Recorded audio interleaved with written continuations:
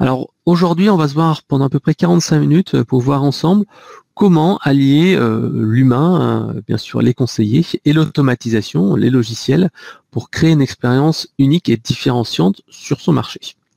En 45 minutes, je vais déjà voir en 3-4 minutes ce qui est Eloquent, donc éditeur de logiciel de gestion de la relation client. On verra un petit rappel sur la notion d'expérience client. Je pense que c'est important de revenir sur ce sujet-là, puisqu'en fait, expérience client, tout le monde en parle, mais qu'est-ce que c'est? Est-ce qu'on a une dette ou une créance d'expérience client? Ensuite, on verra la partie automatisation, en particulier via des logiciels comme par exemple les chatbots.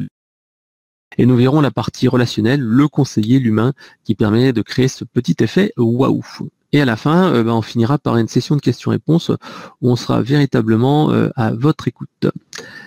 Alors, il y a déjà une question qui arrive. Younes, est-ce que vous pourriez mettre à votre disposition le support? Bien entendu, il sera disponible. Voilà. Hop.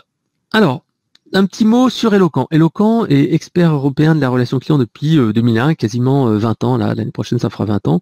On a plus de 300 clients actifs en Europe entière.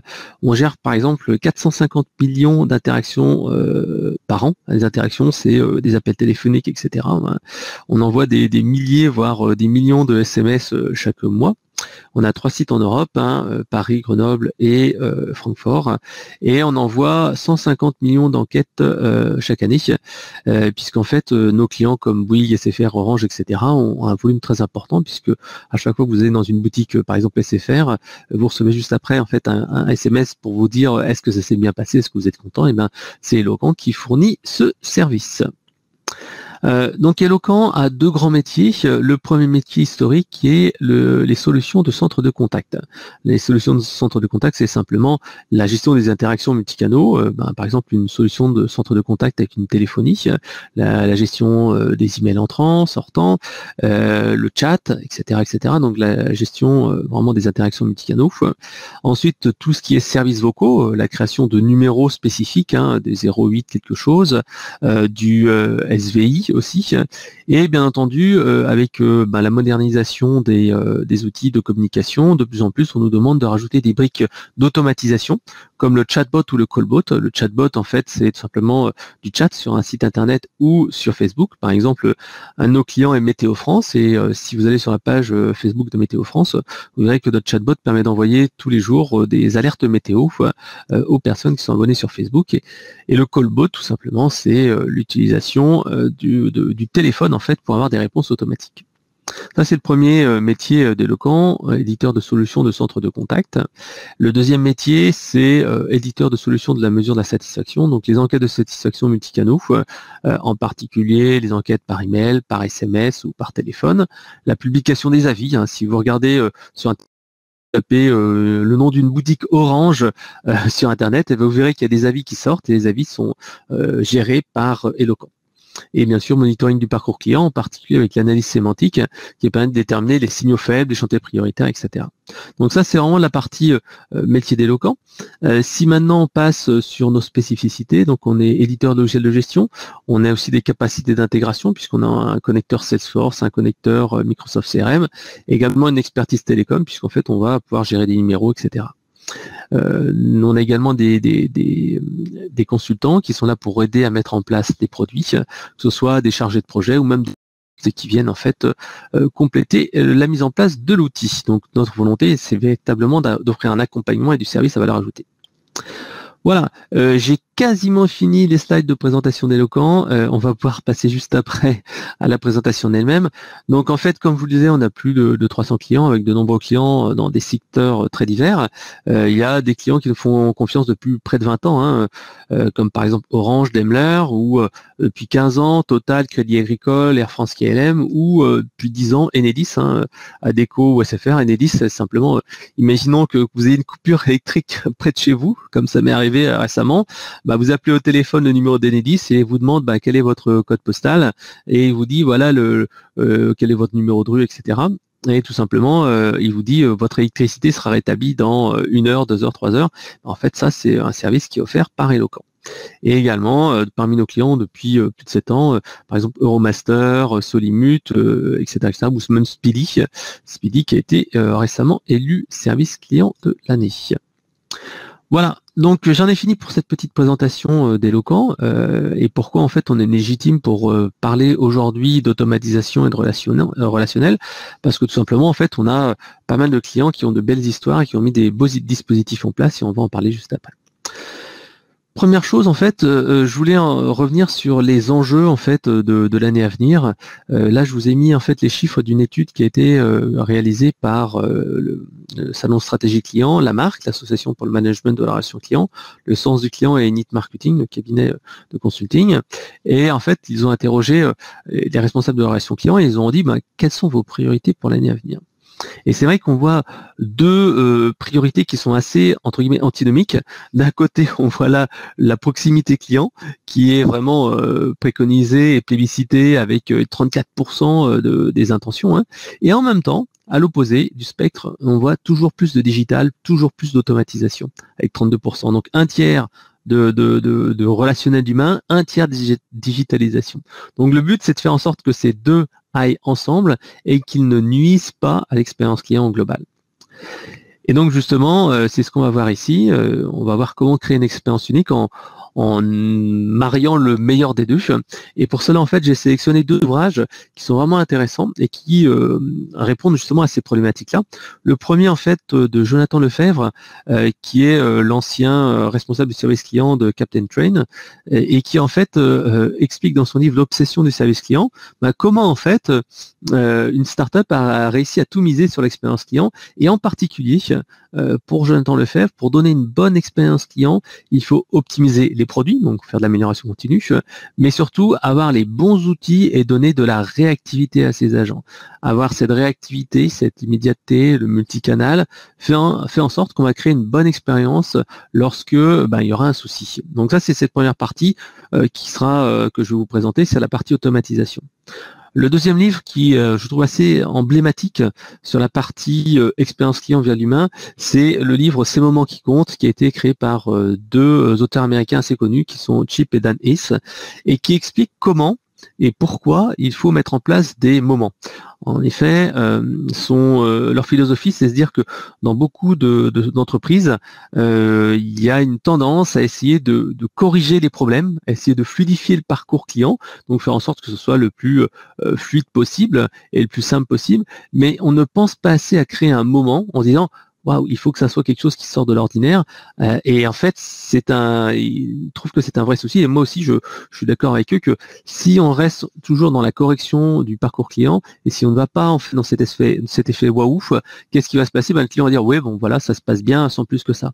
Tandis que l'objectif, c'est de créer de l'émotion, créer du sentiment, pour faire en sorte que l'entreprise se dise, enfin le client se dise, je travaille pas avec n'importe quelle entreprise, ça se passe bien, même si le prix est un petit peu plus cher, vraiment cette entreprise est top, ils sont réactifs, etc., etc. Voilà.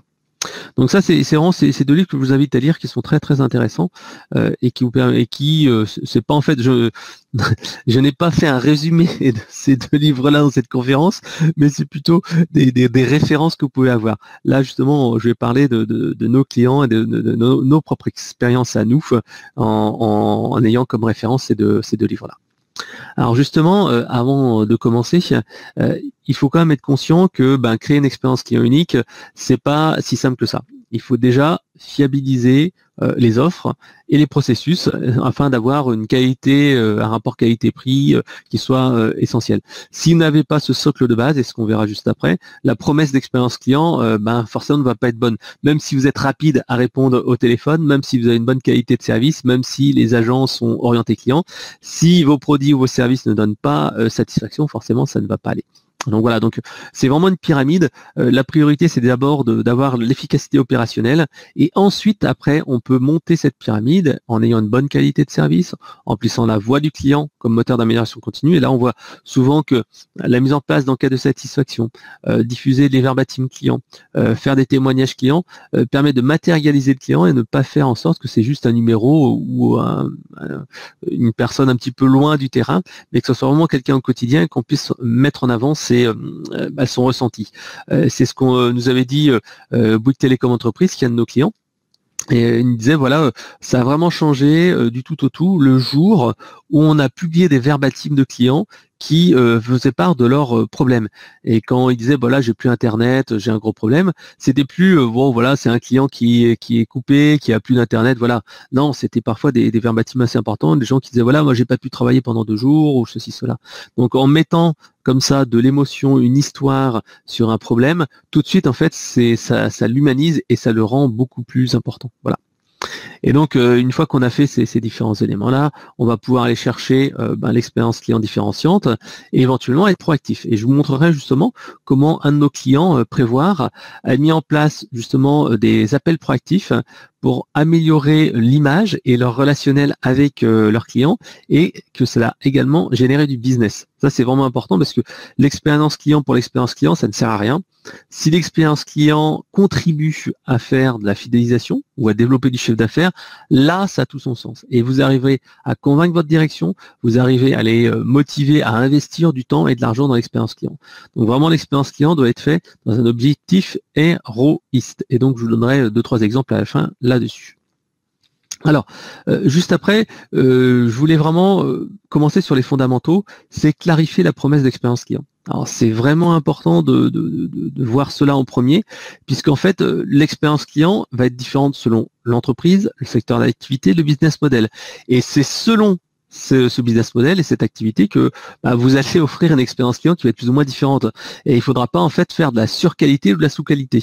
Par exemple, entre Air France ou quand on achète un billet sur une compagnie comme Air France, on s'attend à avoir une belle qualité de service, à avoir de l'attente, que les avions soient à l'heure. Tandis que si on va prendre EasyJet, Ryanair, etc., on va accepter de porter sa valise, on va accepter d'être un peu serré, on va accepter que si la valise elle dépasse de 5 cm dans le casier, et en fait ça rentre pas dedans et qu'il va falloir payer les 30 € ou 50 € de frais supplémentaires, qu'il va falloir venir avec son billet imprimé, etc., etc.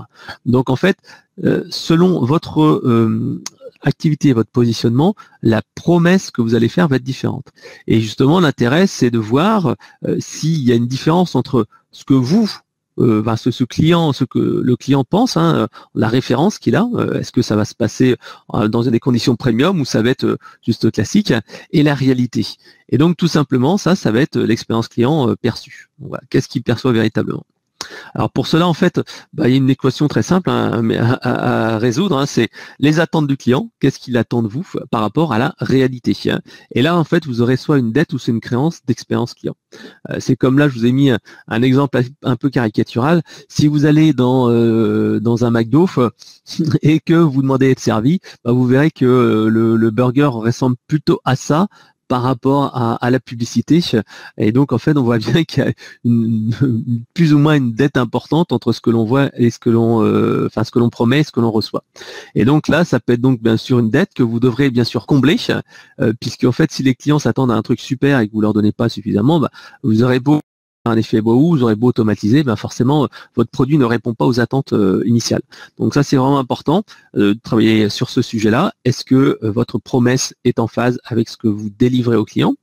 Et sachant que ça peut être également aussi une créance d'expérience client, parce que parfois les gens n'ont pas besoin d'avoir tout ce niveau de qualité. Donc à vous de voir si vous êtes plutôt en situation de dette ou de créance vis-à-vis de vos clients. Je vous mets également ici un petit rappel. Je vous disais en fait que l'expérience client prime pour tout, oui, mais l'expérience opérationnelle prime sur tout. C'est-à-dire que c'est vraiment important le parcours client et une utilisation du produit qui va être optimale. Parce que vous aurez beau vous dire voilà, je vais mettre de l'humain, je vais essayer de mettre des effets waouh, si on ne répond pas aux fonctionnalités essentielles qui sont attendues, il y aura forcément un problème quelque part. Et donc en fait là j'ai animé en fait un webinaire que vous retrouvez en fait un lien ici dans les slides qui vous seront remis à la fin de l'intervention. C'est un webinaire où sont intervenus l'ADOM, l'association des professionnels des mutuelles et des assurances, donc qui ont donné un point de vue macro en disant voilà les priorités des assureurs c'est mettre de l'humain, refaire du lien, etc. Juste après Solimut, un de nos clients qui utilise notre solution de centre de contact, disait voilà, nous notre priorité, ça va être de mettre de l'analyse sémantique, ça va être d'écouter le client, ça va être d'être plus proche que lui, de passer d'une organisation qui était centralisée au niveau du centre de contact, avec un transfert des appels au niveau des différentes agences. Donc il y a vraiment un gros programme qui était la proximité, l'humain, etc., etc.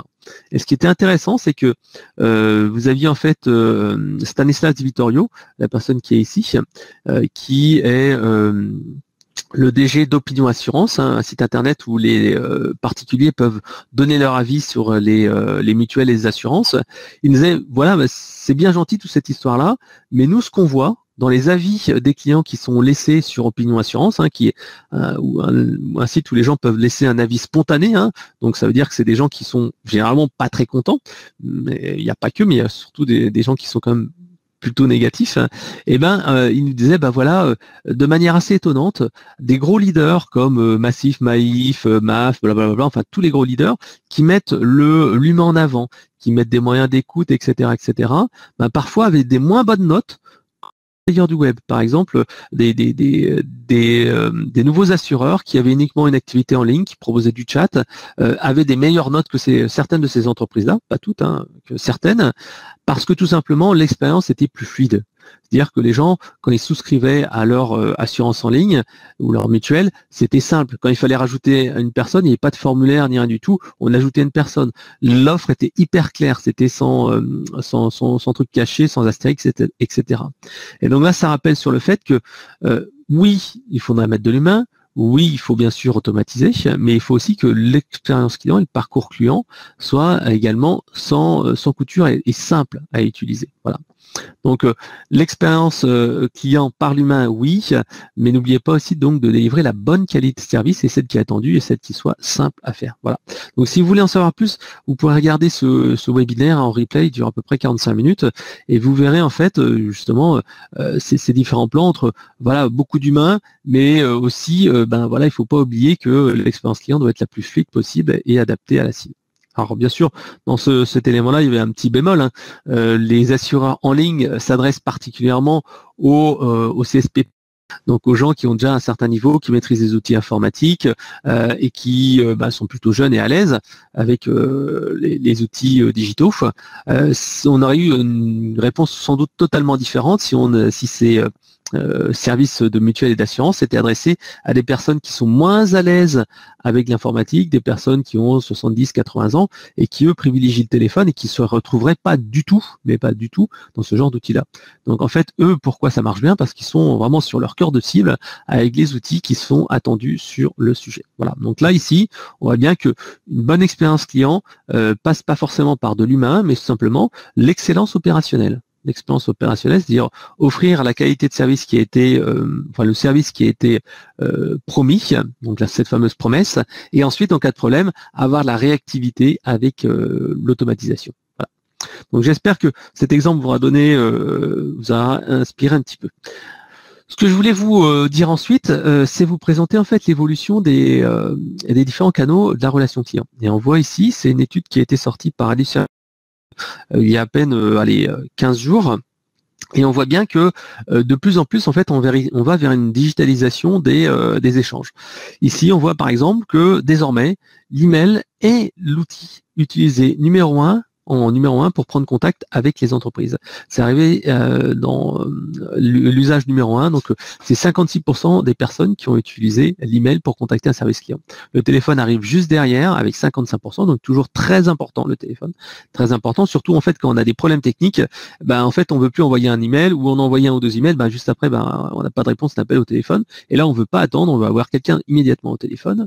Le site internet qui reste relativement stable, le chat commence aussi à augmenter, donc les besoins d'interactivité, d'immédiateté qui sont beaucoup plus importants, le face-à-face qui continue de se maintenir, décroître tranquillement, le chatbot qui est en grosse croissance, le click-to-call qui reste toujours à peu près stable, les applications mobiles, le courrier qui reste un petit peu en baisse d'année en année, les réseaux sociaux. Alors les réseaux sociaux aussi c'était intéressant, c'est qu'en fait Ludovic Naudier, qui est le dirigeant et fondateur d'Élu Service Client de l'année, nous indiquait en fait que les réseaux sociaux étaient relativement peu utilisés. Ça se situait à peu près au même niveau que le courrier papier. Donc, grosso modo, un canal qui est finalement somme toute assez mineur, mais il nous disait bien que l'usage des réseaux sociaux était celui en fait des gens qui se plaignaient, des gens qui voulaient avoir de l'exposition, qui souvent n'avaient pas eu une réponse via les canaux traditionnels et qui alors se tournaient vers les réseaux sociaux pour avoir plus de réactivité. Et c'est pour ça qu'il faut avoir les outils qui permettent d'avoir cette réactivité majeure. Voilà. Donc ça, c'était un petit chiffre. Et juste derrière, en fait, un rappel sur les attentes. Les attentes, qu'est-ce que veulent les clients en priorité? On parlait de délai de réponse. Il faut surtout être réactif, certes, mais il faut aussi avoir une bonne qualité de réponse. C'est le facteur le plus important concernant en fait les services clients. Donc là, la qualité de la réponse. Donc en fait, il faut former les conseillers, leur donner les bons outils pour répondre et bien sûr offrir des délais de prise en charge qui vont être très courts. Et bien sûr, après, derrière, tout ce qui est capacité d'écoute, de personnalisation et l'accueil. Mais vraiment, ici, si on n'a pas en fait ces fondamentaux qui sont la qualité de réponse, la formation des conseillers, etc., on aura du mal à donner après client de qualité, en particulier au service client. Donc l'automatisation, c'est aussi répondre aux nouvelles exigences clients. On voit bien, ça a été sorti par Caliweb, qui indiquait qu'au téléphone, les gens s'attendent à un immédiat ou moins de 3 minutes. Donc c'est vraiment des délais très très courts. Si vous n'êtes pas dans ces délais-là, ça veut dire que vous êtes quelque part en dessous de la norme, en dessous de ce qu'attendent les clients, et forcément vous allez avoir des clients qui vont être énervés, qui vont pas être contents lorsqu'ils auront attendu 5 minutes au téléphone, parce que pour eux 5 minutes au téléphone en perception, c'est peut-être 5-10 minutes. Donc entre la réalité et leur perception à eux, c'est compliqué. Sur les réseaux sociaux, une immédiateté 1 heure, le chat moins de 2 minutes, et l'email idéalement c'est entre 4 heures et 24 heures. Donc vous voyez que ces standards en fait de réponse sont vraiment en très forte croissance, et les services clients doivent être vraiment en flux tendu et en réactivité pour faire face à ces demandes qui sont de plus en plus exigeantes. Donc bien sûr ça implique une modernisation des outils et des outils de centre de contact. Mais la clé quand même restera de tenir ses promesses. Je vous l'ai dit tout à l'heure, c'est bien beau ici d'avoir des délais de présence en charge qui vont être immédiats, c'est le deuxième critère qui est important. Si on n'arrive pas à répondre aux demandes, ça va être totalement déceptif. Et là ici, je vous ai mis en fait une statistique. La satisfaction moyenne des chatbots, elle est à peu près de 62%. Donc c'est relativement peu, parce que généralement, une personne qui est plutôt contente va mettre entre 80 et 90% de satisfaction. Là, on est vraiment clairement en dessous des autres canaux. Pourquoi? Parce que tout simplement, un chatbot va certes répondre immédiatement, mais il va pas répondre à la demande qui a été formulée. Il va pas comprendre ce qui a été dit, ou alors il n'a pas été conçu pour ça.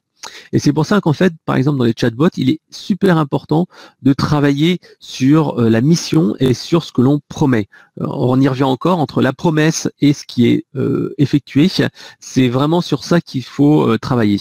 Et là, ici, je vous ai mis un exemple d'un de nos clients qui travaille dans le domaine de l'énergie. Et en fait, le taux de satisfaction est de plus de 90%. Là, j'ai mis un des derniers qui était de 94,13 et quasiment pas d'avis négatifs. Comment on a réussi à faire ça par rapport à la moyenne des chatbots?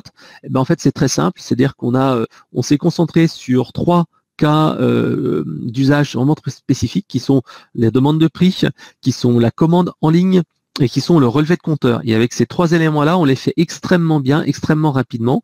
Et dès qu'il y a une demande qui passe en dehors de ça, qu'est-ce qu'on fait? En fait, on va basculer vers un conseiller. Et là, on a vraiment un duo de choc qui permet d'avoir une très bonne expérience client avec l'automatisation qui est faite par le chatbot pour les demandes simples à valeur ajoutée, sans valeur ajoutée plutôt. Et ça, c'est 24 heures sur 24. Et ensuite, on escalade vers un conseiller pour avoir une réponse plus complexe ou s'il y a des questions supplémentaires qui se posent. Voilà. Donc, la clé de cette automatisation-là, c'est de tenir les promesses et d'offrir la qualité qui est nécessaire.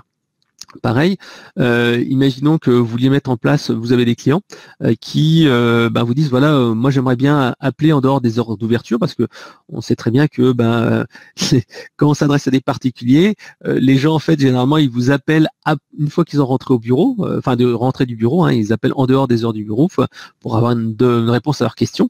Si vous n'êtes pas capable d'y répondre, en fait, qu'est-ce qu'ils vont faire? Ils vont envoyer un email, etc., etc. Et puis ça va passer d'un échange qui va être envoyé online, offline. Et donc, ce qui est beaucoup plus intéressant, c'est de pouvoir leur laisser la possibilité de voir une réponse 24 heures sur 24. Et par exemple, un callbot peut très bien prendre comment dire, bien, on peut passer par un callbot, c'est-à-dire on appelle au téléphone, on décrit son dossier, ce dossier peut être enregistré pour ensuite être traité de manière asynchrone par le conseiller le lendemain matin. Au lieu de dire, voilà, tous nos bureaux sont fermés ou sont ouverts de 9 heures à 18 heures, veuillez rappeler demain ou nous envoyer un email. Là, directement, avec un callbot, la personne peut avoir un message qui lui dit, mais si vous voulez déclarer un incident ou déclarer une demande, ben, dites-le nous l'enregistrerons et ça sera traité le lendemain matin. Voilà. Donc ça, c'est bien d'aller lutter contre ces effets déceptifs, un support client ouvert en permanence ou lorsqu'on le souhaite, et de pouvoir offrir un premier niveau de service. Alors, comment ça se passe justement pour choisir qu'est-ce qu'on va automatiser? Alors en fait, grosso modo, il y a 2 étapes. Alors là, je vous ai mis la première étape qui était lister les moments du parcours client, et après, en fait, on va identifier les moments que l'on peut automatiser. Donc première étape, c'est simple, l'audit du parcours client. Qu'est-ce que l'on va devoir fluidifier, qu'est-ce qu'on va devoir corriger pour améliorer cette expérience client. Alors, de manière simple, hein, on peut se dire, bon voilà, il y a plusieurs moments, il y a le premier contact, la recherche des informations, le préachat, l'achat, la première utilisation, le premier usage, les appels au SAV, la fidélité, quand on va renouveler son contrat, etc., etc. Donc en fait, il faut se dire, voilà, j'ai mon service client actuellement, est-ce qu'il y a des demandes récurrentes qui arrivent et qui sont sans valeur ajoutée? Par exemple, est-ce que les clients sont toujours embêtés parce que quand ils utilisent le produit pour la première fois, ils ne trouvent pas un mode d'emploi, ils ne trouvent pas une idée, ils sont bloqués, ils appellent au téléphone. Ensuite, quels sont les irritants qui sont remontés? Et c'est là en fait qu'une enquête de satisfaction, même annuelle, permet de faire remonter un certain nombre de choses. Quelles sont les remontées par les clients et également par les prospects? C'est-à-dire que vous faites une étude sur vos prospects non transformés, c'est des gens qui ont par exemple fait une demande d'information sur votre site web, mais qui n'ont jamais commandé. Et là en fait, vous allez trouver quand même pas mal de choses sur pourquoi en fait ils ne commandent pas. Donc ça c'est important. Est-ce que c'est un problème de prix? Est-ce que c'est un problème d'image? Est-ce que c'est un problème de processus? Est-ce que ceci, cela? Est-ce qu'il y a des choses qui n'ont pas été claires? L'autre point également qui est vraiment extrêmement simple à faire, c'est le client mystère. Alors bien sûr, ce client mystère, vous le faites vous-même et vous appelez l'entreprise et vous placez comme un prospect, avec tous les biais que ça consiste. Mais vous pouvez également faire le client mystère chez vos concurrents et ainsi benchmarker pour voir est-ce que vous êtes face à vos concurrents en avance, en retard, est-ce qu'il y a des bonnes pratiques à prendre. Voilà. Sont les points d'effort ou les points d'abandon. Qu'est-ce que c'est les points d'effort et les points d'abandon? C'est-à-dire que vous allez tout simplement pouvoir mener une enquête particulière à un moment donné.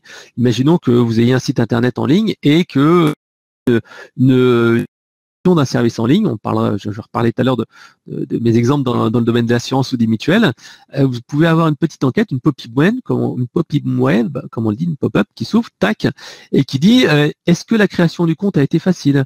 Est-ce que vous avez réussi? Et là, vous pouvez dire, la personne met une note de 1 à 5, par exemple, avec des poids, est-ce que c'est facile ou pas? Et forcément, vous allez pouvoir identifier les moments où ça ne se passe pas bien et les moments où les gens ont trouvé difficile, compliqué, etc. Donc là, ces points d'effort, ces points d'abandon peuvent être très intéressants. Bien sûr, il faut compléter ces aspects un petit peu quantitatifs par des aspects qualitatifs, c'est-à-dire appeler au téléphone, avoir un entretien avec un client, voilà comment ça se passe, qu'est-ce que vous avez aimé, apprécié. Bien sûr, cet appel-là, il faut le faire assez rapidement après contact, puisqu'autrement la mémoire va vite être effacée et on passera à autre chose. Voilà.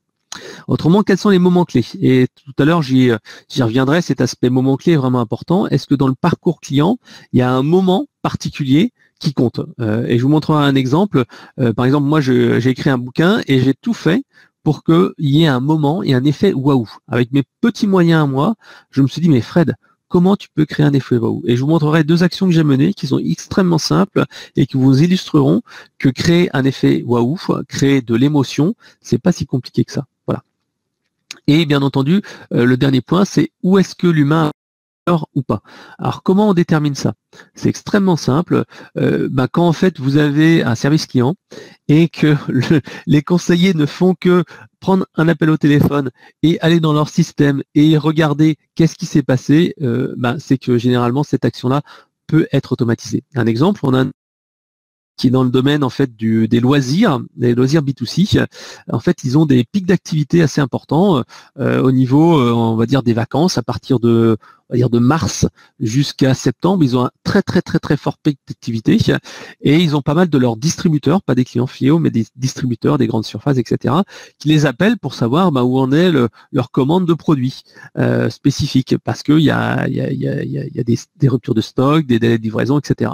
Et les agents du service client, ils sont, je crois, une quinzaine ou une vingtaine, pendant cette période-là, passent beaucoup de temps à renseigner pour savoir où en est la commande, où est mon suivi, est-ce qu'il y a des dispos produits, etc., etc., parce qu'ils n'ont pas encore en fait un site e-commerce ou un extranet avec les informations. Et donc en fait, on est en train de mettre en place avec eux un chatbot qui va pouvoir faire cette demande-là, c'est-à-dire qu'il sera disponible quand le chef de rayon sera donc dans son magasin et qui dit tiens, j'aimerais bien savoir si ce matériel de loisir est disponible en stock chez le fournisseur A. Il va en fait sur le site internet, il va sur l'application, il va sur le chatbot. Le chatbot lui dit voilà, tiens, j'ai le code barre sous les yeux du produit. Est-ce qu'il est dispo ou pas? Ok. Et le chatbot lui dira est-ce que vous voulez commander le produit? À ce moment-là, en fait, il envoie un email de rappel avec tous les coordonnées au chef de rayon qui va pouvoir passer la commande. Et comme ça, en fait, on va éviter d'avoir en fait un appel téléphonique polluant ou un email entre guillemets polluant qui va prendre du temps aux agents du service client et qui va leur permettre de se concentrer sur la valeur ajoutée, qui sont par exemple des devis ou des suivis de commandes quand il y a des produits qui se sont un petit peu perdus. Voilà. Donc là, c'est vraiment important. Cette analyse des demandes et voir en fait qu'est-ce qui est automatisable ou pas. Et en fait, vous vous rendrez compte, et ça c'est assez intéressant, c'est que au début, en fait, les agents du service client, quand on leur dit voilà, vous allez plus faire cette tâche-là, suivi de commande, dispo produit, les gens disent mais c'est pas possible, c'est 10% de mon travail, je passe 10% de ma journée à faire ça, qu'est-ce que je vais faire, ils vont licencier, etc. Et après, quand on leur dit non, ce que tu vas faire, c'est que tu vas prendre du temps pour faire autre chose. Et à la fin, je vous donnerai justement l'exemple du groupe Prévoir, qui est un de nos clients qui est équipé de notre solution de centre de contact, qui a récupéré ce temps qui était devenu entre guillemets plus utile parce qu'il y avait de l'automatisation qui était faite pour faire des appels proactifs. Et ils ont mené 2 campagnes d'appels proactifs que je vous donnerai. Et la première a permis de réduire par 3 le taux de départ des clients qui s'abonnaient à leur service. Donc, vous voyez donc cet aspect appel proactif et rediriger les conseillers vers de la valeur ajoutée pour créer de l'effet waouh, ça a vraiment du sens et ça apporte vraiment beaucoup de choses. Voilà, donc je vous donnerai un exemple tout à l'heure. Alors l'étape numéro 2, une fois qu'on a listé ces fameux cas d'usage automatisables, en fait on va voir qu'est-ce qu'on peut vraiment automatiser. C'est souvent un des challenges lorsqu'on met en place l'automatisation, soit par un SVI, un chatbot, un callbot, etc. C'est d'avoir ce degré de finesse. Alors pourquoi je parle en fait de degré de finesse? C'est tout simplement parce que clients qui nous disent parfois, par exemple, comme je disais, on a des outsourceurs comme Proservia, comme Consorente, etc., GFI Informatique, qui nous disent, voilà, j'ai beaucoup de demandes qui sont les mots de passe. Et là, ils se disent, ah ouais, ça c'est 10% de mes appels, 20% des appels, etc. Est-ce qu'on peut l'automatiser? Et là, moi je dis, ok, on va voir ça. Quelles sont exactement ces demandes de mots de passe? Et très rapidement, on se rend compte que la demande de mot de passe qui représente 10% des appels ou 20% X, en fait, il y a 5% qui sont des mots de passe Windows, il y en a 10% qui sont d'une application métier, il y en a 20% qui sont d'une autre application métier, etc., etc. Et on se rend compte que derrière le cas d'usage qui est mot de passe oublié ou perdu, finalement, c'est pas le mot de passe qui est perdu pour une application, mais en fait pour X applications.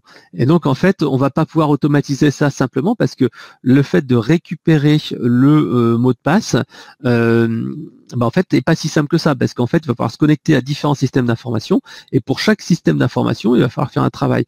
Et si de manière globale, rappel de mot de passe, c'est 10% des appels, finalement, si on va dans le détail, Windows, c'est peut-être 10% de ces 10%, c'est-à-dire que ça fait 1% des appels, et automatiser 1% des appels, vu le travail que ça nécessite pour le mettre en place, ça va être trop long. Donc ça va pas être rentable. C'est pour ça qu'il faut vraiment voir cette finesse-là. Et souvent, nous, ce qu'on demande, c'est de dire, voilà, vous avez cas d'usage 1, 2, 3, 4, 5, 6, avec le nombre d'emails, le nombre d'appels, le total, et vous dire, voilà, le cas d'usage 1, est-ce qu'on peut l'automatiser? Là, 49% des appels, généralement, ça n'existe pas. Enfin, ça n'existe pas, on peut pas l'automatiser. Le cas d'usage 2, par exemple, 1000 emails et 5000 appels, ça, souvent, c'est quelque chose que l'on peut automatiser. C'est-à-dire qu'en fait, il y a beaucoup d'appels téléphoniques et quelques emails, et c'est des choses que les gens peuvent, on peut automatiser avec un callbot ou un chatbot. Et après, ici, on voit qu'il y a certaines demandes ici, par exemple celle-là, là, 1500 et 500. On voit qu'il y a des appels, c'est des trucs un petit peu moins chauds. C'est des choses qui sont des demandes un petit peu plus froides, c'est-à-dire que c'est pas de l'immédiateté. Et ça, en fait, ça peut être également intéressant d'automatiser. Donc voilà quelques exemples, sachant que pour arriver à un bon ROI de l'automatisation, grosso modo, nous ce qu'on constate, pour mettre en place un chatbot ou un callbot, il faut au minimum pouvoir automatiser 50 demandes par jour. C'est-à-dire que vous avez, par exemple, un cas d'usage, je vais dire n'importe lequel, hein, on va reprendre l'exemple du mot de passe. Si vous avez, par exemple, 100 demandes de mot de passe Windows par jour, et que vous êtes capable, en fait, d'en automatiser la moitié, ça fait que vous êtes capable d'automatiser 50 demandes par jour, le chatbot est intéressant. Voilà, donc c'est pour vous donner un petit tabac, entre 50 et 100 appels ou email par jour sur une demande, enfin voilà, ça vous permet en fait d'avoir une rentabilité dessus parce que vous allez pouvoir économiser une ressource ou une demi-ressource à l'année. Voilà. Donc voilà, donc identifier les cas avec le degré de finesse, sélectionner les bonnes demandes. Ensuite, ce que moi je recommande et ce que nous on fait toujours dans nos ateliers, c'est bien définir le persona et le storytelling. Alors pourquoi je vous dis ça? Parce que lorsqu'on va automatiser des choses, en particulier avec un chatbot, pas se concentrer uniquement sur le problème du client. On va véritablement se réfléchir à la manière dont il le fait et quelle est sa problématique. Je vous redonne l'exemple de ce fabricant de matériel de loisirs. Donc en fait, on a commencé, tiens, ce qui est intéressant à faire, c'est le suivi de commande. D'accord, le suivi de commande. Et si on avait commencé de manière traditionnelle, on serait dit, bah voilà, bon, comment on fait pour faire le suivi de commande? Ah ben, on va se connecter au système d'information et puis on va juste rentrer un numéro de commande. Et puis voilà, on aura le suivi de commande. Le problème de cette méthode-là, c'est qu'en fait, on réfléchit en termes informatiques et on ne réfléchit pas en termes de besoins clients et de parcours client. Et donc dans ces cas-là, on peut passer à côté de choses qui ne sont pas la réalité du terrain. Et on va développer quelque chose qui va passer 100% au client. C'est pour ça qu'il faut plutôt travailler en mode storytelling et se dire, bah voilà, qu'est-ce qui se passe? Et le persona, par exemple, dans notre cas, nous, c'était un chef de rayon qui est dans son rayon et qui se retrouve devant un emplacement qui est vide et il se dit, ah, waouh, où est ma commande là? Je vois que c'est toujours pas arrivé et je voulais savoir où c'en est.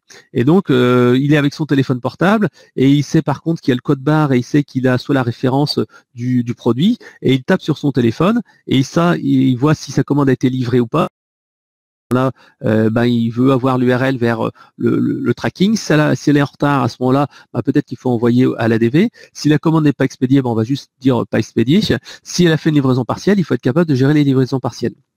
Et donc en travaillant comme ça, en mode storytelling, on va tout de suite être dans le cas du client et faire quelque chose qui va vraiment lui servir. Voilà. Et donc, bien entendu, à la fin, il faut toujours valider que la réponse soit juste, fiable et satisfaisante. Par exemple, dans mon cas de figure à nous, on s'est rendu compte que la demande était automatisable, mais parfois elle ne pouvait pas être fiable. Par exemple, des délais de livraison sont pas forcément fiables parce que il peut y avoir une rupture de stock et on peut annoncer une livraison sous 15 jours, sauf que c'est pas la bonne date parce que il y a une rupture de stock et la date qui a été mise dans le système n'est pas la bonne. Donc dans ces cas-là, il faut se dire mais qu'est-ce qu'on peut faire pour donner une date beaucoup plus fiable? Par exemple, se donner une marge de sécurité ou des choses comme ça. Donc voilà. Donc ça fait partie du travail qui va permettre d'avoir une automatisation qui va être adaptée, qui va être cohérente pour le client. Alors là, je vous ai parlé de quelques éléments, mais pour automatiser ces actions et faire du self-care, il y a beaucoup d'outils. Nous, par exemple, on propose du chatbot, pas mal, parce qu'en fait, ça permet d'automatiser les demandes qui sont en ligne, que ce soit dans un extranet client, sur le site internet directement. On peut proposer un callbot, donc au téléphone, que ce soit des agents qui répondent à des questions simples. Ça peut être un callbot qui le fait, par exemple une déclaration d'incident, une déclaration de problème, etc., etc., ou un solde de compte, etc., etc. Ça peut être une FAQ dynamique, ça peut être un formulaire, ça peut être un extranet, ça peut être un SVI aussi. Il y a en fait, là je vous ai mis quelques éléments, mais à vous de voir selon le canal, selon le besoin du client, quelle va être la solution la plus adaptée. Par exemple, si lors de la passation de commande, vous avez un site e-commerce et vous avez une passation de commande où le client, on voit bien qu'il a un problème sur la passation de commande parce qu'il y a un taux de conversion qui diminue entre le moment où il commence la commande et il la finit. On a plusieurs solutions. On peut mettre une FAQ dynamique ou alors on peut mettre un chatbot. On peut même mettre un chat. Donc en fait, c'est vous qui allez identifier quel est le meilleur outil pour automatiser les choses. Bien sûr, Eloquent peut vous aider en présentant les solutions qui sont les plus adaptées selon les moments. Là, je vais vous faire un cas pratique avec Primagaz, qui est un de nos clients. Primagaz, en fait, bien sûr, si vous ne le connaissez pas, c'est une entreprise qui vend des bouteilles de gaz et du gaz pour les citernes. Et en fait, eux, ils ont une problématique assez simple. Ils ont des pics de demande dans l'année. Commence à faire froid, comme un petit peu maintenant, forcément les gens font du relevé de compteur pour savoir s'il leur reste du gaz dans leur chaudière, et s'ils sont un petit peu justes, ils vont les commander.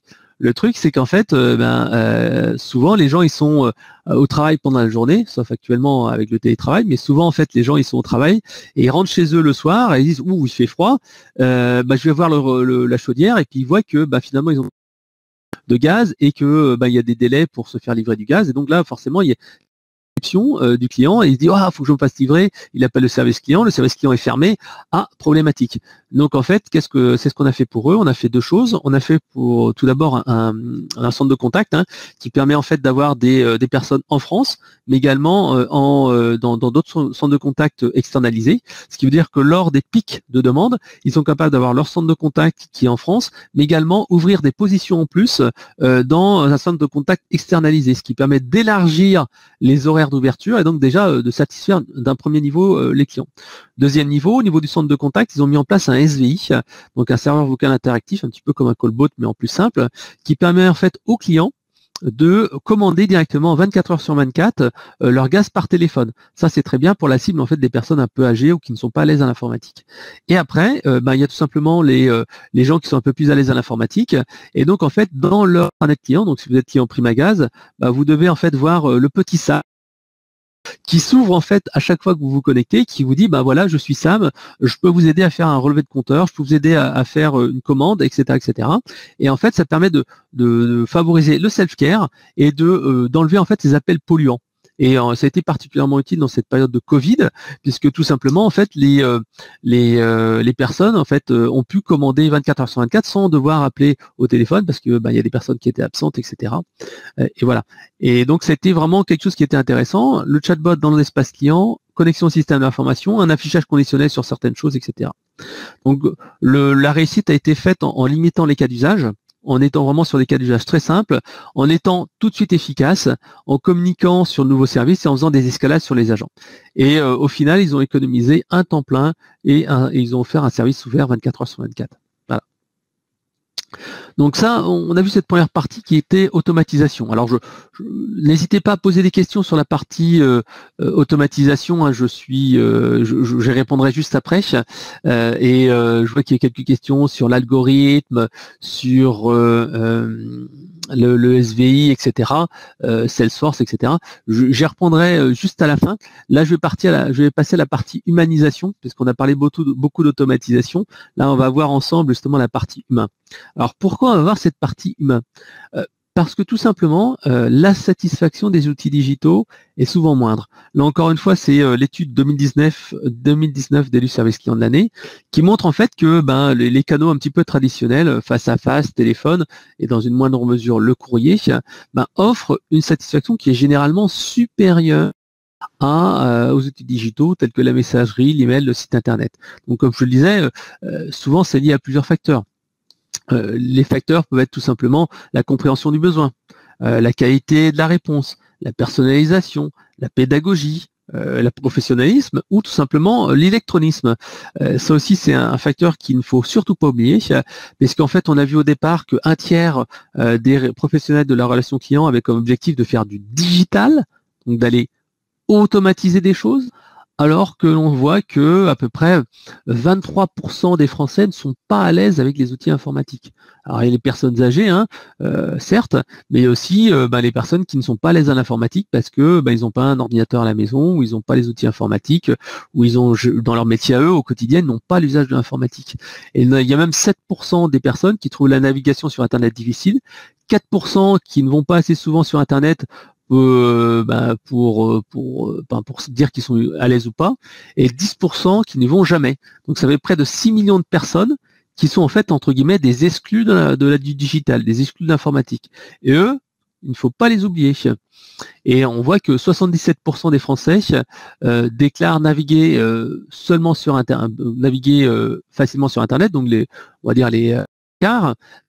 Un quart de gens qui disent non, j'ai des difficultés à utiliser Internet. Et pour 43% pour les plus de 70 ans, ça représente 43%, quasiment une personne sur deux qui a plus de 70 ans dit qu'elle a du mal à naviguer sur Internet. Donc il ne faut pas les oublier. En plus, avec la période de Covid, on a eu tendance à faire beaucoup d'outils digitaux, à faire moins de déplacements en magasin, etc., etc. Donc il ne faut pas oublier ces personnes-là, et c'est là que l'humain va permettre en fait d'aller plus loin.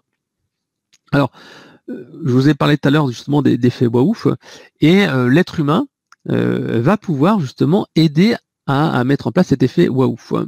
Et là, en fait, on voit bien que l'expérience client, CX, c'est toujours les attentes moins la perception fois l'émotion.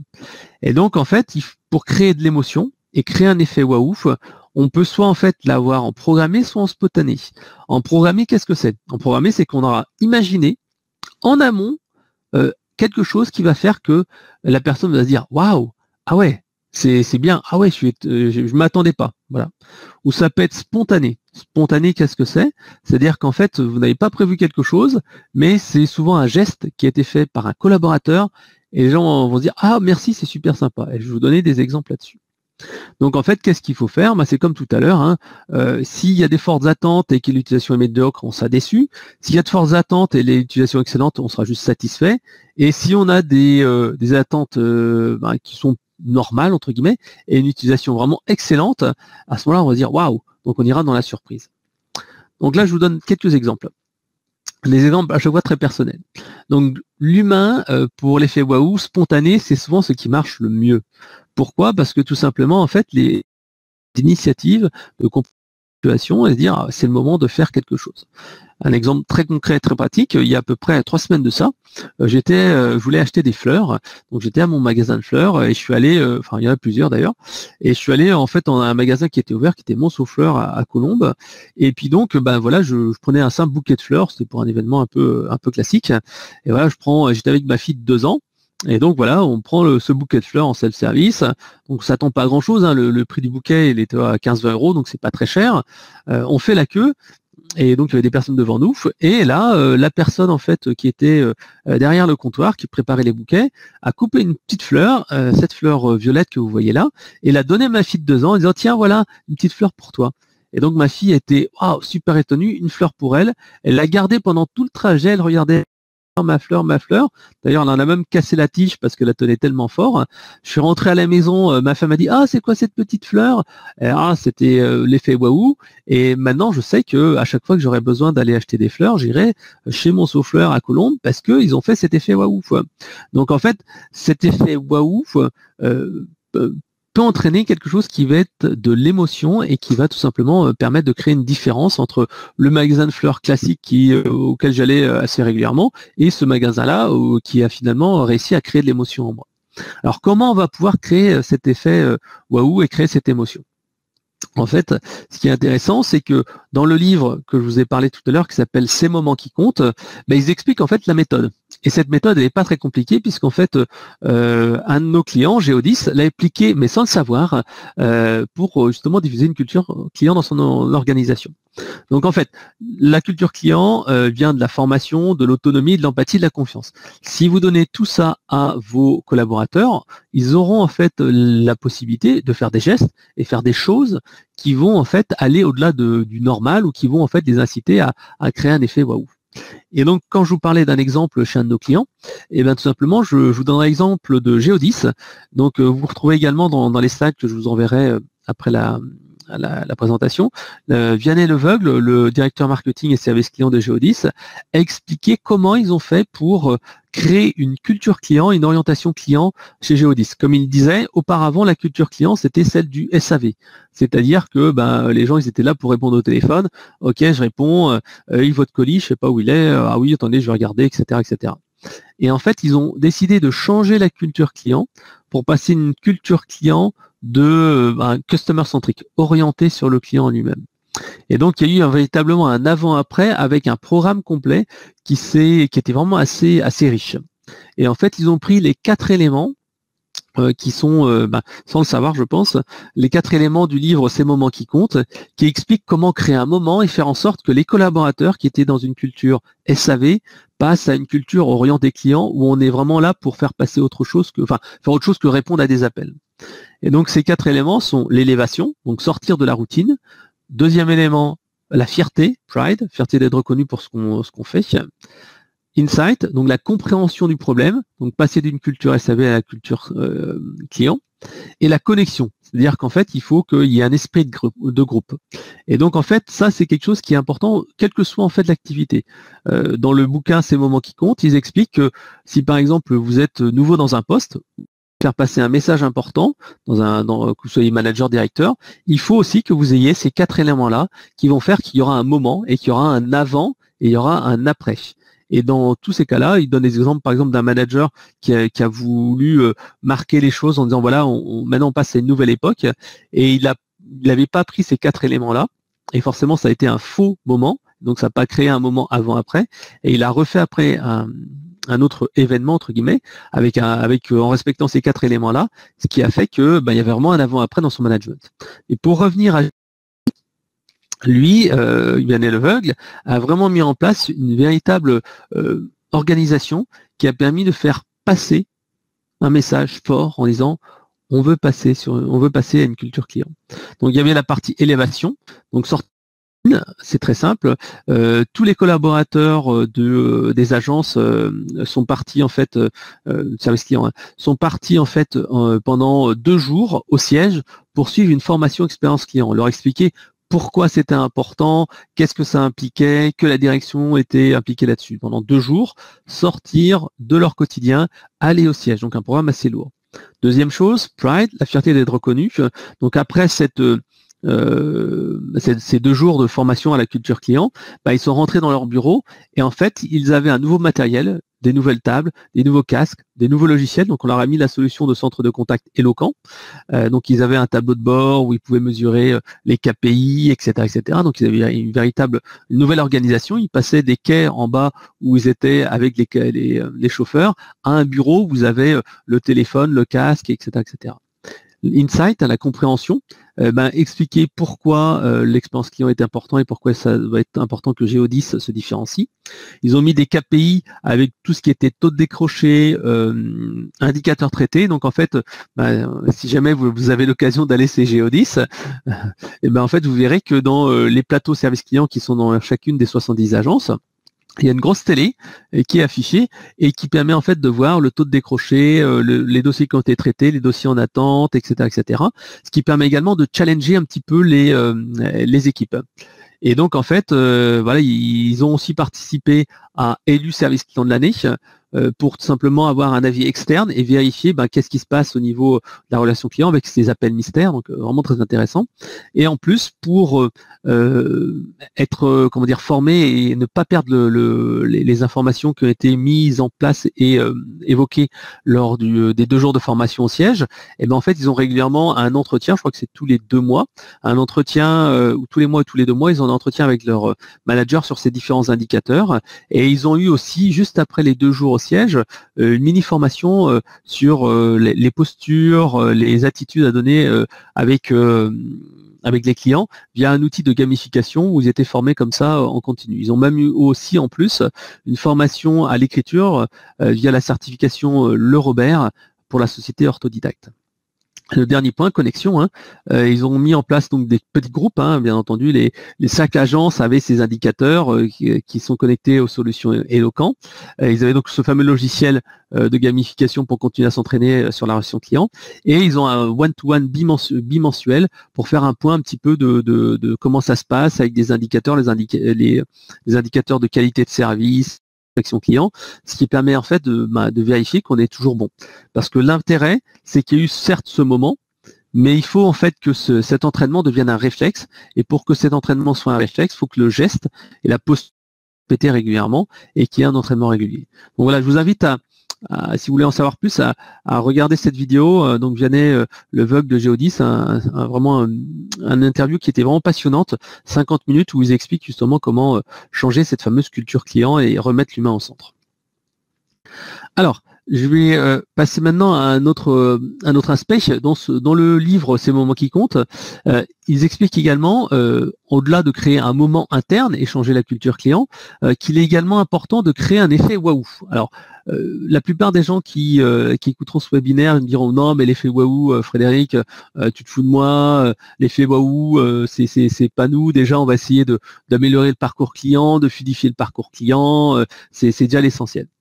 Et ça, en fait, justement, c'est ce que pensent beaucoup de personnes qui sont responsables de l'expérience client ou de la relation client. Ils disent d'abord, on va corriger les problèmes et ensuite, on verra pour l'effet waouh. Sauf qu'en fait, justement, les deux frères Is, auteurs du livre Ces moments qui comptent, expliquent que si l'on veut véritablement créer un effet waouh, il faut le créer.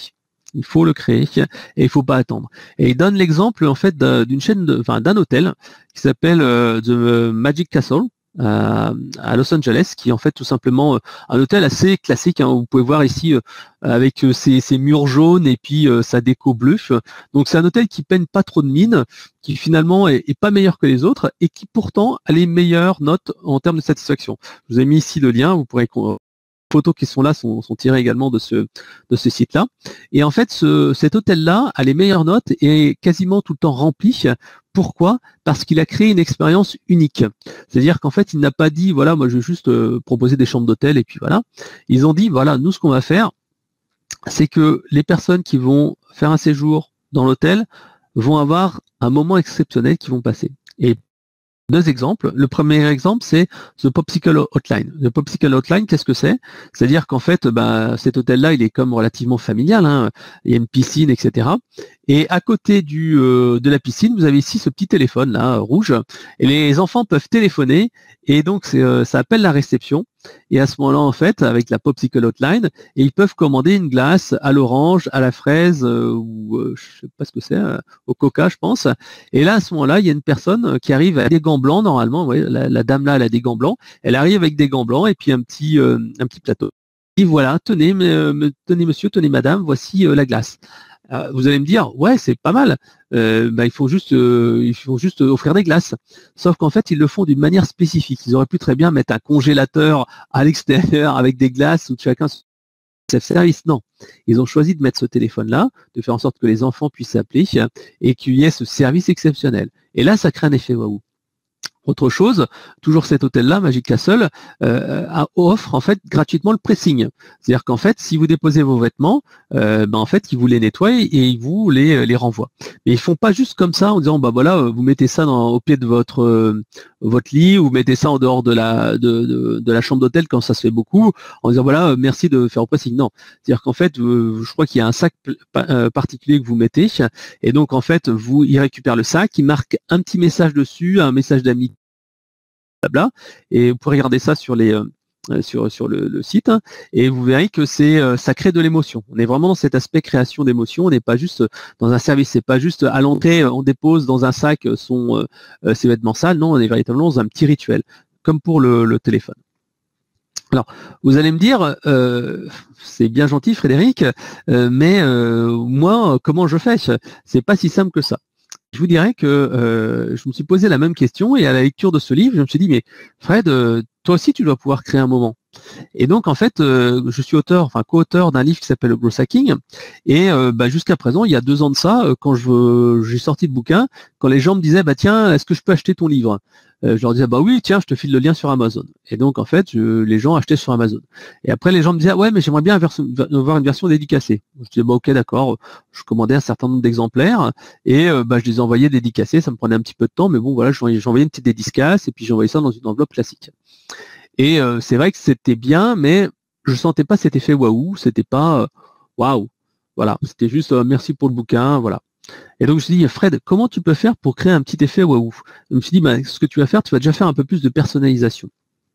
Donc, j'ai été à mon libraire du coin, j'ai pris des petits cartons qui font en fait marque-page, et donc en fait j'ai tout simplement commencé à prendre en fait des citations et j'essaie de les personnaliser un petit peu selon les personnes.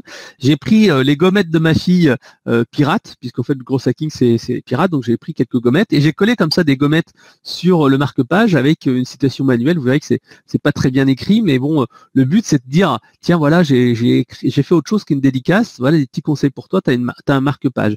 Et là tout de suite j'ai eu déjà des retours un peu plus positifs en disant ah sympa, et les gens qui prenaient en photo le marque-page, etc., etc. Chose qu'avant c'était pas tout le temps le cas. Et je me suis dit tu peux encore aller plus loin, qu'est-ce que tu peux faire pour créer un effet waouh? Et donc qu'est-ce que j'ai fait il y a à peu près une semaine de ça, en 2 semaines de ça, je me suis dit, bah tiens, comment tu peux avoir un bon ROI sans dépenser une fortune en créant de l'émotion. Et ce que j'ai fait, c'est qu'en fait, j'ai recherché sur Internet, vous voyez, sur Office Depot, j'ai trouvé en fait des enveloppes dorées. Et voilà, j'en ai même un exemple ici, là, hop. Donc un petit exemple doré. Et donc en fait, maintenant, quand les gens ils reçoivent non seulement le bouquin, dans une enveloppe dorée, donc je ne sais pas si vous imaginez la surprise quand vous voyez avec votre facteur qui vous dit tenez j'ai un colis pour vous avec un truc doré, le marque-page et tout ça, et donc on est vraiment sur de l'émotion et on peut voir comme ça que c'est extrêmement simple de créer de l'émotion. Il n'y a pas besoin de dépenser des fortunes, c'est juste quelques centimes en plus, ça ne change pas les process de l'entreprise, en tout cas moi ça ne change pas mes process à moi, et ça permet de créer un effet waouh. Et voilà, c'est relativement simple à faire. Voilà.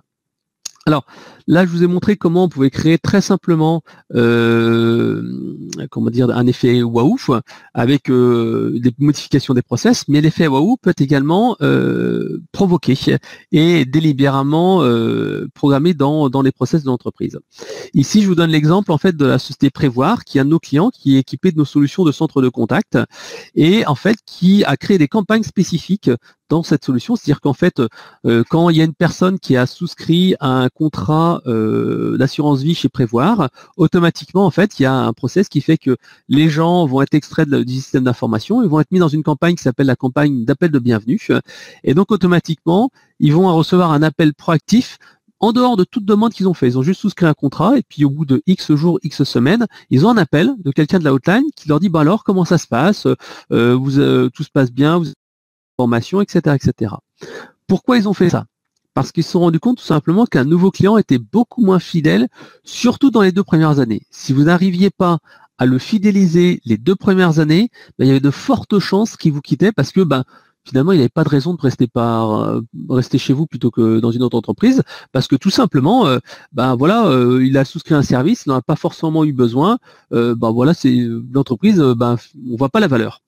Et donc, en faisant ces appels proactifs, en apportant de la valeur, en apportant du conseil, en se plaçant pour quelqu'un qui est là vraiment pour les aider, les accompagner, ils ont divisé le taux de sortie par 3. Donc c'est quand même assez énorme, c'est un résultat assez phénoménal pour un effort qui est relativement faible.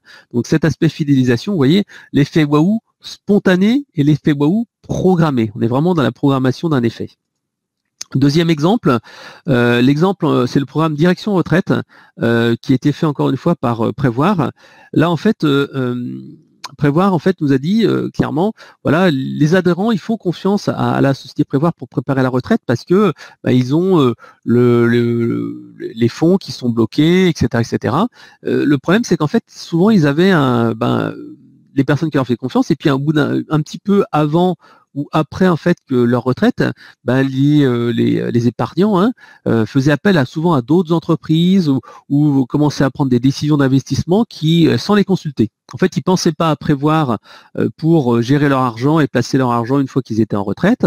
Et donc, en fait, ils se sont dit, tiens, il faut qu'on continue à pouvoir aider ces clients-là et faire un focus sur ces clients fidèles et continuer à les accompagner. Donc, qu'est-ce qu'ils ont fait? Ils ont aussi fait un appel proactif 2 ans avant la retraite. Donc, vraiment en amont de la retraite pour aider ces gens qui vont bientôt partir à la retraite, pour leur dire, bon voilà, la retraite c'est dans tant d'années, avec un programme direction retraite sur mesure, où ils aident un petit peu les personnes à savoir qu'est-ce qu'ils vont faire, leurs investissements, leurs priorités, où ils en sont financièrement, et ils commencent à avoir des retours assez encourageants sur le fait que les personnes leur font confiance pour en fait placer leur argent après la retraite et continuer à être client de prévoir. Et là, en fait, c'est vraiment très positif aussi pour eux parce que ils vont pouvoir conserver le client et conserver le placement de ces fonds. Voilà.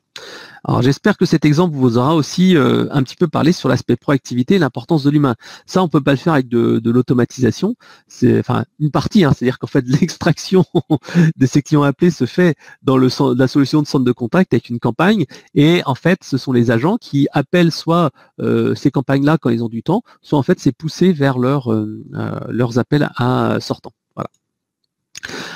Alors j'en ai un petit peu en retard, il est 15h35, on a un petit peu dépassé.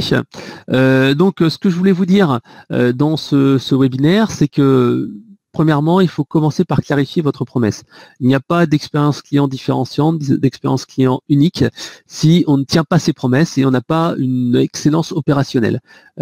C'est la base à avoir. Si vous n'avez pas ça, après c'est compliqué de se différencier. Deuxième chose, c'est véritablement automatiser ce qui peut l'être. C'est-à-dire qu'il y a beaucoup d'outils à votre disposition. Nous, chez Locan, on mettra en place des solutions de centre de contact, du chat, du callbot, etc., etc. Donc, nous, on est là pour vous automatiser ce qui va nécessiter l'automatisation, pour que, justement, les conseillers, les agents puissent se concentrer sur des tâches et des valeurs ajoutées, soit en fait en proactif, comme on l'a vu avec Prévoir, soit pour créer des moments, et là vous pouvez vous-même créer des moments dans le parcours client. Voilà, donc ça c'était les quelques points à retenir. Donc votre plan d'action, moi ce que je vous propose de faire, c'est très simple. Première chose, tester les irritants. Ça me paraît vraiment la base dans votre parcours client, les irritants ou même les effets waouh, ça peut être des choses qui sont vraiment très intéressantes. Donc c'est lancer une enquête auprès de vos clients pour savoir un petit peu ce qui se passe, ce qu'ils pensent. Donc là, nous, Eloquent, on propose des outils d'enquête de satisfaction. Donc on peut vous aider à mettre en place comme ça des enquêtes que soit annuelles sur l'ensemble de vos clients, soit en fait sur une partie de vos clients, si vous avez ciblé une clientèle particulière. Et on peut même aller plus loin, tout simplement, avec de l'enquête de satisfaction avant, c'est-à-dire en continu. Et ça, c'est intéressant parce que c'est un double intérêt. À la fois, on va pouvoir détecter l'évolution de comment ça se passe. On n'attendra pas un an avec l'enquête, la fameuse enquête annuelle, mais on va bien sûr voir comment ça évolue en permanence. Et la deuxième chose, c'est qu'on va pouvoir corriger l'insatisfaction. Et ça, c'est important parce que corriger l'insatisfaction, ça évite que les clients ne vous quittent ou pensent qu'ils ne peuvent rien faire avec les produits et les services, alors qu'il est possible que justement, si c'est ce que font nos clients, qu'on les rappelle au téléphone et on dise voilà, quel est votre problème. On a un de nos clients, donc Bouygues Télécom Entreprise, lui qui a un record en fait de 13 minutes. Le record de 13 minutes entre le moment où la personne a rempli l'enquête de satisfaction et le moment où elle est rappelée par le manager de l'agence du coin. Et je peux vous assurer que cet effet waouh, quand vous remplissez une enquête de satisfaction et que vous êtes rappelé 15 minutes plus tard par l'agent, vous dites waouh, ah ouais, je suis écouté, je suis un VIP. Au moins, là, je suis pas un numéro comme les autres. Donc, vous voyez, là, on crée aussi de l'émotion avec une partie d'automatisation. L'automatisation, détection de l'insatisfaction, envoi automatique des messages.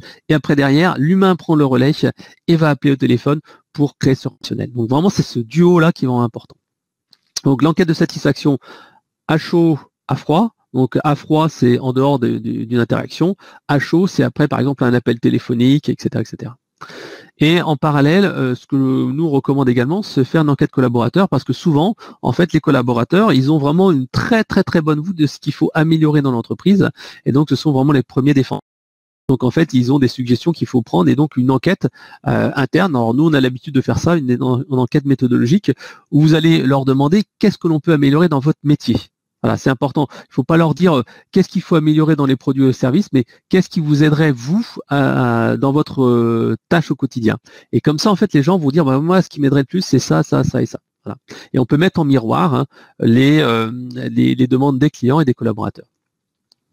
Une fois qu'on a fait ça, on va identifier des quick wins et des chantiers long terme avec un ROI intéressant. Quick win, c'est quelque chose qu'on peut mettre en place très rapidement. Des chantiers long terme, c'est ce qui nécessite par exemple de faire évoluer les process ou le système d'information. Une fois que vous avez fait ça, vous lancez un pilote et vous lancez par exemple un pilote pour automatiser des actions à faible valeur ajoutée. Et en parallèle, vous pouvez aussi identifier des moments de vérité ou offrir un effet waouh en anticipé. Voilà. Je crois que j'en ai fini pour la partie slide. Alors je suis désolé, Chantal va me dire que j'ai dépassé fortement le timing. Oui, Chantal nous disait qu'on était un petit peu dépassé en timing. Donc ce que je vous propose, c'est qu'on va prendre quelques questions-réponses. Alors, qu'est-ce que serveur vocal interactif? Là, on a déjà eu la réponse. Un SVI, c'est tout simplement au téléphone, vous dites tapez 1 pour ceci, cela, tapez 2 pour ceci, cela, et en fait, on va automatiser des choses. Et ce serveur vocal interactif peut également servir, par exemple, à passer une commande. Alors, là, il y a Fabienne qui disait que est-ce qu'on aura le temps de répondre? Oui. Qui nourrit l'algorithme? Donc, qui nourrit l'algorithme du chatbot? En fait, c'est ce qu'on appelle de l'apprentissage guidé. C'est-à-dire qu'en fait, on va apprendre au chatbot à répondre à un certain nombre de questions, ces cas d'usage spécifiques, et après, selon ce qu'il a répondu bien ou mal, tout simplement, en fait, on va pouvoir lui dire non, ça c'est bien, ça c'est pas bien, et en fait, il va auto-apprendre avec les éléments qu'on va lui donner, et au fur et à mesure, il va devenir de plus en plus intelligent. Donc le principe du chatbot, c'est ça. On définit les cas d'usage avec un certain nombre de phrases, de mots-clés, d'expressions. Et en fait, on met en place en fait le chatbot. Et au fur et à mesure qu'il répond à des questions, on va le corriger un petit peu, on va faire des petits changements. Et le chatbot va comprendre que quand on dit je veux des informations sur ma facture, je veux des infos sur ma facture, où en est ma facture, et il va comprendre que c'est des infos sur la facture. Voilà. Il y a Victoria qui me pose une question et qui me dit nous avons le CRM Salesforce et nous voudrions automatiser une partie des actions de nos agents. Est-ce que vous proposez quelque chose? Alors oui, ça c'est une très bonne question. Si on veut en fait automatiser, gagner du temps, l'intégration avec le CRM est essentielle. Alors à deux niveaux, là c'est ce que vous dites. L'intégration Salesforce, c'est ce qu'on propose à nos clients. C'est-à-dire qu'en fait, quand les clients appellent au centre de contact, automatiquement le numéro est reconnu, la fiche remonte dans le CRM. Et ça permet de gagner du temps et d'avoir un accueil qui est beaucoup plus humain et chaleureux parce qu'on va dire bonjour monsieur Martin, en quoi puis-je vous aider? Je crois que vous avez appelé tout à l'heure pour un problème technique et on est capable comme ça d'avoir une réponse qui est beaucoup plus personnalisée. On sait ce que le client a déjà fait, on va pas lui redemander son numéro de client, etc., etc. Et la deuxième chose, l'intégration avec un CRM comme Salesforce, Microsoft CRM, etc., permet également en fait d'aller enrichir la fiche. C'est-à-dire que les enquêtes de satisfaction, si la personne est contente, pas contente, va être intégrée dans le CRM. Éventuellement, si la note est vraiment mauvaise, que le client est insatisfait, on va pouvoir lui créer un ticket et avoir un ticket de rappel. Voilà. Alors une autre question, je crois qu'il y a Doriana qui nous pose une question. Vous avez parlé d'un chatbot installé sur votre client. Proposez-vous aussi un callbot pour automatiser les appels au service client et surtout quand et pourquoi l'orienter vers l'un vers l'autre? Ah oui, alors ça c'est une bonne question. Alors le chatbot en fait est installé sur le site internet lorsque vous avez pas mal de gens qui utilisent le site web pour soit se renseigner en amont, soit en fait dans l'espace client pour avoir des informations. Quand vous avez beaucoup d'usages web. Il y a par contre d'autres typologies de clients et des secteurs d'activité où l'usage du site web est relativement limité. Je vous donnerai par exemple l'exemple des assurances et des mutuelles. Généralement, en fait, vous avez un contrat, mais vous appelez quasiment jamais, sauf que vous avez un problème. Et donc souvent, les gens, ils n'ont pas le réflexe d'aller sur le site internet parce qu'ils ont le login mot de passe, parce qu'ils pensent que c'est trop compliqué. Et donc ces gens-là, qu'est-ce qu'ils font? Ils appellent au téléphone et disent voilà, je suis le client Martin, j'ai eu un problème sur mon contrat d'assurance, est-ce que vous pouvez m'aider? Et donc en fait, le téléphone dans ces cas-là est beaucoup plus natif et beaucoup plus intéressant. De même, lorsque vous avez un gros centre de contact avec, on va dire, au moins une vingtaine d'agents, ça peut être intéressant de prendre un callbot, puisque généralement un callbot permet d'automatiser 5 à 10%, parfois 20% des appels. Et donc, si vous arrivez à économiser le temps d'un agent, tout de suite, le projet chatbot va être intéressant. Alors, quelles statistiques de satisfaction sur les callbots? Alors, c'est à peu près pareil. Les satisfactions, la satisfaction sur les callbots est généralement légèrement supérieure aux conseillers. Alors, pourquoi en fait la satisfaction sur un callbot est légèrement supérieure à un conseiller ou même pour un chatbot? C'est parce que quand tout se passe bien, quand le chatbot ou le callbot, finalement, les clients sont contents parce que c'est plus rapide, le temps de traitement est plus court et que la réponse va à l'essentiel et qu'on répond tout de suite. Donc souvent, en fait, la satisfaction est meilleure pour un callbot, voilà, ou un chatbot. Alors, nous avons, Victoria qui repose une question, nous avons une solution de centre de contact assez ancienne, sans gestion des emails, chat et chatbot. Que me conseillez-vous? Alors, bien entendu, si vous avez déjà une solution un petit peu ancienne, le but en fait c'est d'aller moderniser pour pouvoir offrir tout ce qui est ces nouveaux canaux. On l'a vu tout à l'heure, c'est des canaux de communication qui sont vraiment très demandés, et donc de pouvoir offrir cette qualité de service qui est. Donc ça, c'est la première chose. Et la deuxième chose, en fait, ce que je vous conseille, moi, c'est d'ajouter petit à petit des nouveaux canaux comme ça, en fait, d'être sûr que ce que vous mettez en place va permettre de gagner du temps et d'avoir plus d'efficacité, en particulier la gestion d'email ou de chatbot, etc. Mais il faut plutôt y aller à petits pas. Si vous avez déjà une solution de centre de contact, ça sera de migrer vers la nouvelle solution et puis voilà. Alors l'automatisation nuit souvent à l'aspect relationnel, d'accord. Pourriez-vous nous remettre le support à la fin? Oui, vous aurez le support. Je crois qu'on a fait à peu près le tour. Est-ce qu'il y a une autre question? Autrement, si il n'y a pas de questions, Belinda, Victoria et Doriana, vous avez dit merci. Donc, s'il n'y a pas d'autres questions, j'espère que cette présentation vous aura intéressé.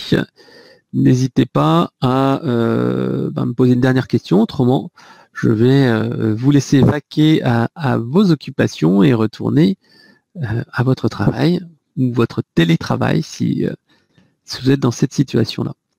Alors, je pense que j'ai pas d'autres questions. Donc Belinda, merci, bon après-midi. Merci, Sandrine aussi. Passez à tous et toutes un bon après-midi. J'espère que j'ai répondu à vos attentes et que vous avez vu et vous avez obtenu quelques-unes des clés pour automatiser les actions qui sont nécessaires à automatiser et un effet waouh. Voilà.